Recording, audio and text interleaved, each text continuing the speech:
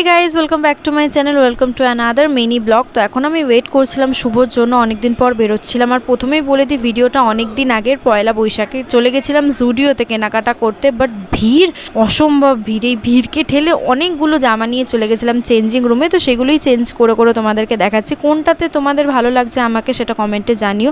আমার তো সবগুলোই ভালো লেগেছিলো, কিন্তু সবগুলো তো আর কেনা যাবে না।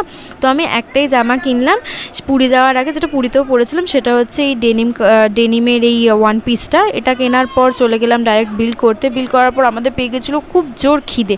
তো এই ছোট্ট একটা ফুড কোর্টের মতন এরিয়াতে আমরা চলে গিয়ে খেলাম চিকেন বার্গার ফিনিশ করার পর আমরা একটু ঘুরছিলাম। তারপর রাতের ডিনার করেছিলাম আমরা NH2 ধাবাতে। আমরা দুজন ভীষণ ভোজন রসিক, মানে খাওয়া দাওয়ার কোথাও নাম উঠবে আর আমরা যাবো না সেটা তো হতেই পারে না।